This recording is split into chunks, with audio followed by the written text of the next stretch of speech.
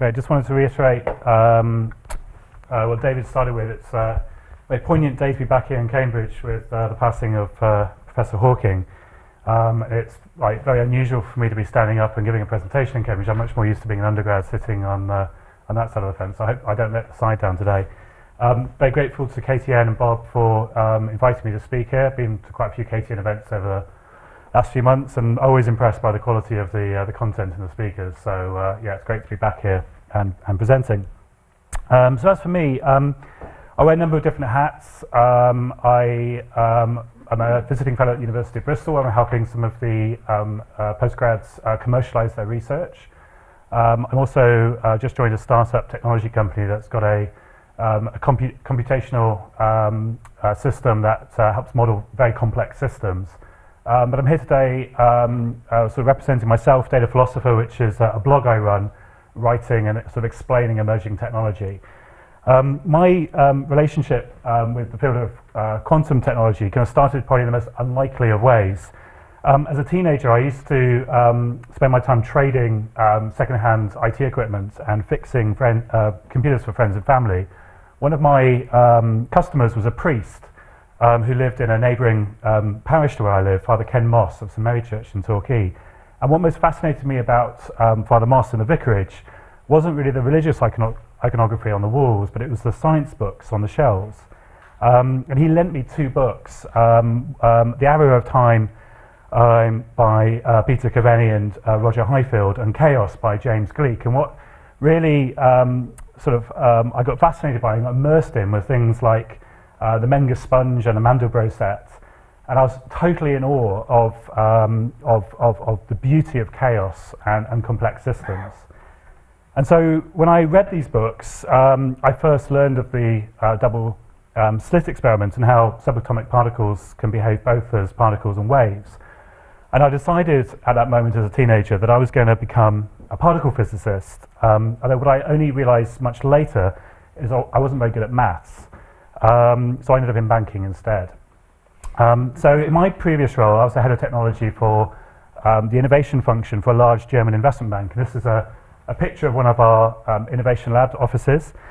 And my remit was to seek out new technology and to boldly go where no banker has gone before. One thing I loved about the design of the office was this very much looked like the teleporter system in Star Trek. Sadly it didn't work though. Until that point, the innovation function had been much more about sort of hugging hipsters than anything else. And the focus was really on startups. Most of the companies I was meeting were sort of blockchain startups that promised to revolutionize the payments industry. Although the remit I had was really broad. And essentially I had a license to research and explore opportunities with a number of technology themes. And where a potential opportunity existed to help the bank reduce cost or reduce risk, which essentially is the same thing, or uncover new revenue opportunities, and essentially I had a license to kind of explore, and this would get attention. And not only attention, but discretion, importantly. And it struck me in the field of quantum computing, focusing purely on startups would be myopic and counterproductive.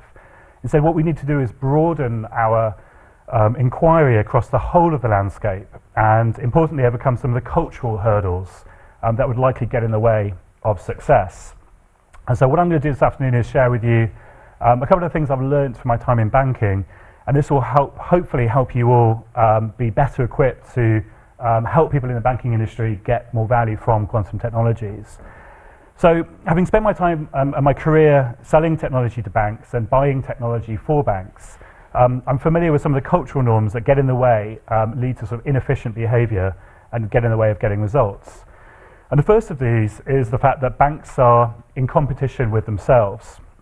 And I'll explain. If you imagine a large full-service bank, it will have many different divisions. Retail banking, private banking, which essentially is retail banking for rich people, capital markets, wealth and asset management.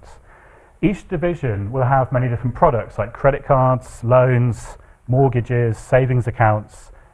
And each of these products exist in many different jurisdictions and need to comply with various labour laws, regulatory regimes, and aside from the fact that they serve customers with very different cultural predilections, which means they really have to be served locally. Each function will have many different channels of doing business. So retail banking can be split into a branch network, a call center, online or mobile, or if it was in capital markets, there would be a difference between voice trading and electronic trading. Now, it is true that we have shared services, and these shared services exist across the entire organization, things like IT, HR, and finance. But for other functions, such as risk or compliance or middle and back office, they'll be specifically focused on their particular business line within their geography. And the result of this organizational complexity, and these are 100,000 person organizations, they're big complex organizations, is that, for example, the head of risk technology, say the risk technology leader in wealth management, will feel a sense of loyalty probably to his or her own region first, and then department, and then function. And so the fact that they have a, according to the kind of reporting matrix, will have a dotted line into the same head of risk technology as their counterpart in asset management, that'll be neither here or there. They will owe very, very little loyalty to the organization as a whole. And so if they want to try and make a name for themselves by exploiting some new piece of technology and then getting recognized for pioneering it in the bank, this might well make their career. But the fact is that the point where the bank as a whole gets value is stage 3, when the technology is leveraged across the entire organization. So what's the interest of the bank and what's the interest of the individual are quite often two different things. And it's crazy, but it's true. The second cultural problem is that banking suffers from overcapitalization of projects. And you might be familiar, so engineers, maybe in physics labs, might be guilty for over-engineering solutions to trivial problems. But so too bankers will overfund projects in order to ensure their success. And the reason for this isn't really necessarily the existence of vast sums of money that slosh around in large banks, but it's more about the fact there are strong cultural disincentives against failure. And this results in budgets being thrown towards projects which have not yet delivered results and may never will. And so expressions of these kind of cultural peculiarities are evidenced by stories in banking. For example, in the 1990s, a lot of banks created rival email platforms in each department, and some of these were incompatible with each other. And then fierce turf wars started before finally decisions were taken to standardize on whichever technology had won the most ground, as opposed to necessarily the one that the industry had settled on, or which one was a technologist's choice. Another expression is stories of multi-billion-pound digital transformation projects. And this is Lloyds Banking Group recently announced £3 billion investment in digital transformation, which is a staggering amount of money if you really think about what's actually going on with that. So why am I telling you all this? Well, it's important to know who you're doing business with. And if you ever hope to sell to banks, it's important to understand the tension points that are extant for innovation functions that might well be funding the initiatives that you're looking to start. So while these are the prevailing cultures in the mothership, in innovation functions, we tend to operate very differently. And so one of the first goals of an innovation function is to break down these silos and to foster a greater sense of collaboration with colleagues across the organization. And take any particular discipline in technology, and quantum computing is really no different in that regard. Left to their own devices, banks will spring up private fiefdoms of innovation and will fiercely guard these against interference from colleagues in other teams, and especially from shared service groups. And given the limited size of the quantum industry at the moment, and also importantly the length of time it's likely before quantifiable returns will be generated for any particular bank by it, and also the complexity of the subject matter and the likely funding requirements that it's going to require as we reach prime time, this provincial approach to exploration of the technology is really ill-advised. Secondly, while success is measured by impact rather than the sums of money spent to get there, the likely payoff for quantum for banks is sufficiently far out to make it very difficult to justify large expenditure outside of a strategic roadmap. And then thirdly, as Arthur C. Clarke explained, that magic is simply technology that hasn't been adequately explained yet. So the spooky action at a distance really gets in the way of being able to explain quantum to a lay audience. And you've got to bear in mind that bankers are not technologists, and as you see, most senior bankers, they barely can use their BlackBerry, and yes, they still use BlackBerries. And they are so liable to misinterpret and misunderstand what it is that quantum is or what it actually can do for them. And so they are at great risk of ascribing powers to quantum computing that will best live in science fiction films, or equally, and more concerningly, writing it off altogether, where it actually should be looked at very closely. And if you want some data points to prove this out, just look at what's going on with AI and blockchain in banking. So factoring in these challenges, a smart innovation function will do the following things.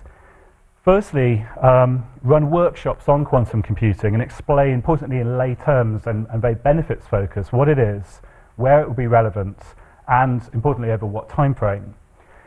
Next, publish white papers with detailed assessments of who the various players are in the quantum industry. And importantly, also not just the physical layer, so ion traps and photonics, like was explained earlier, but also the software layer, who the players are in the quantum algorithm space.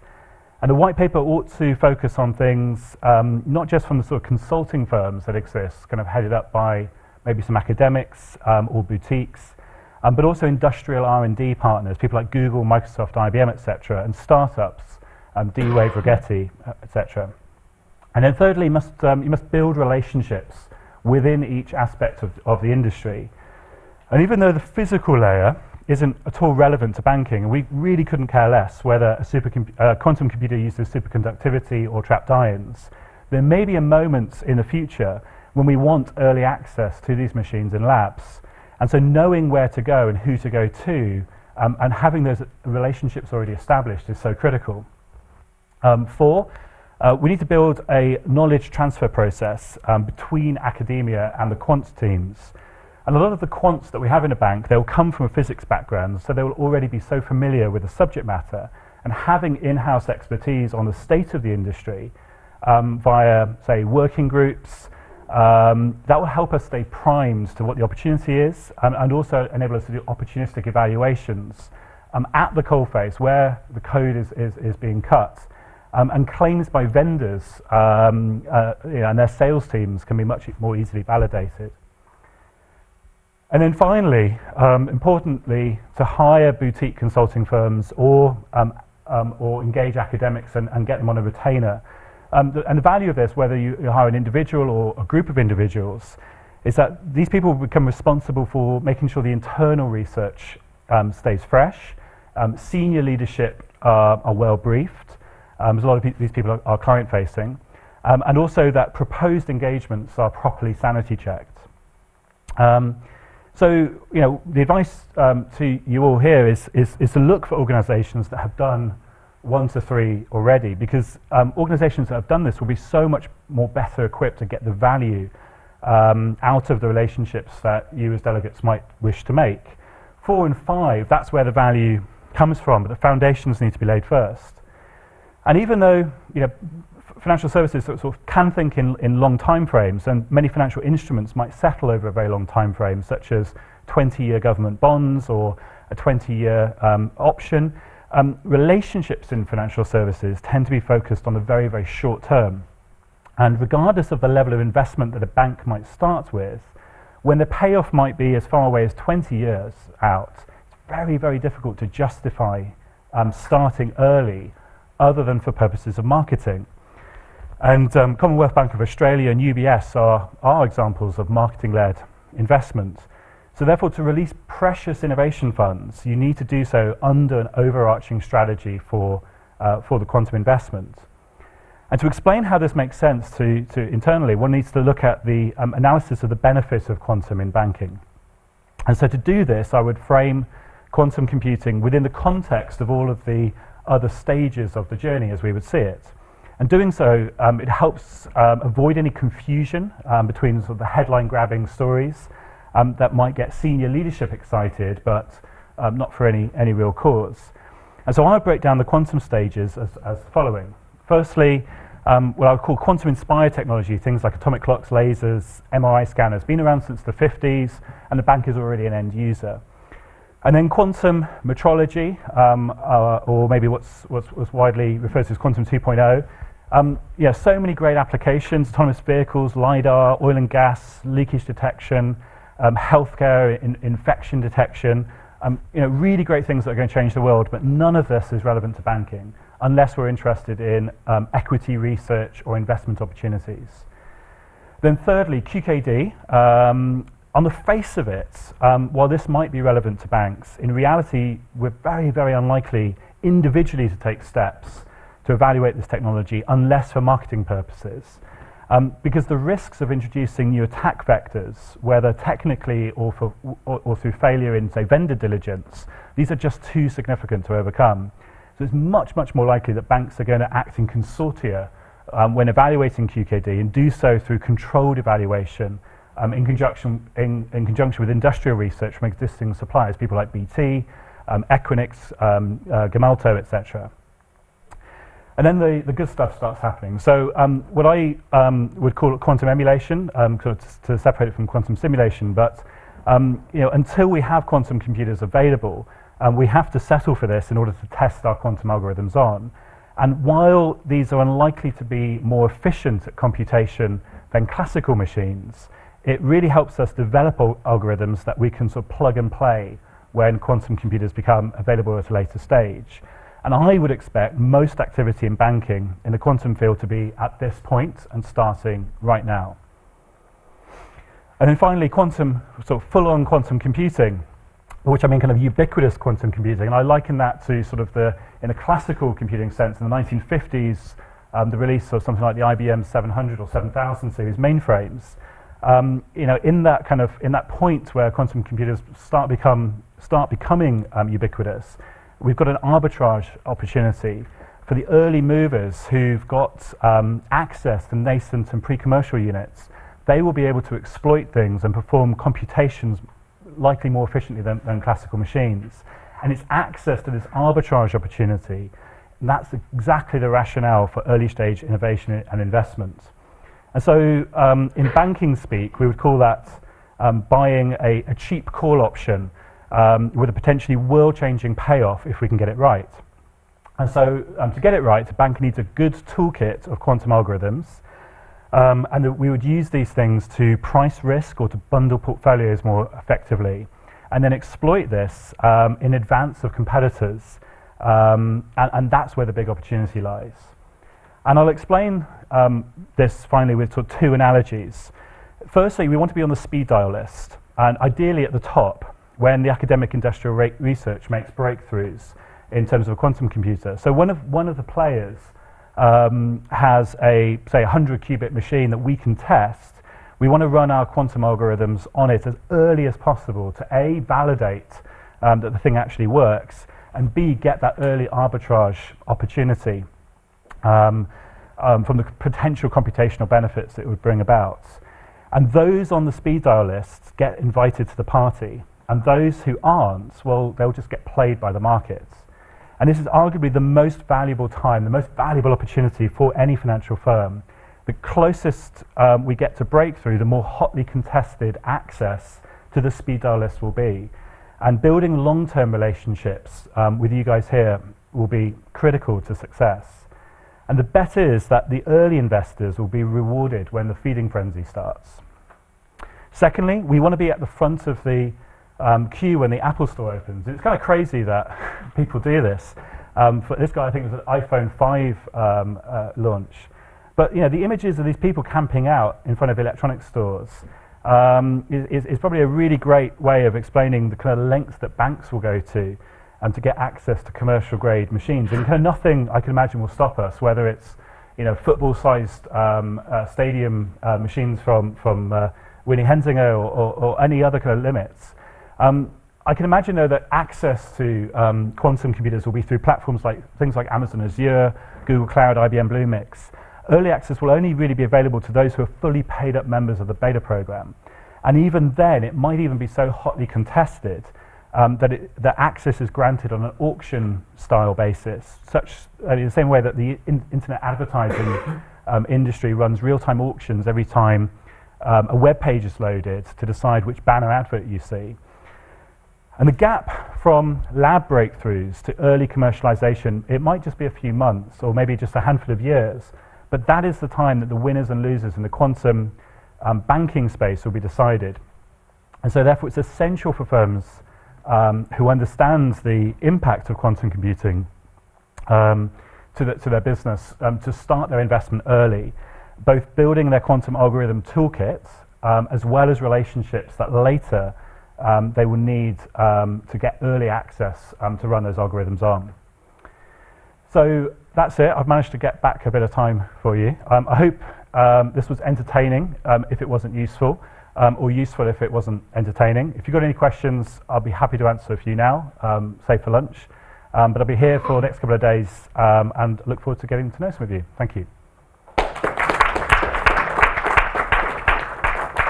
very much, Carl. I think we'll save questions for lunch.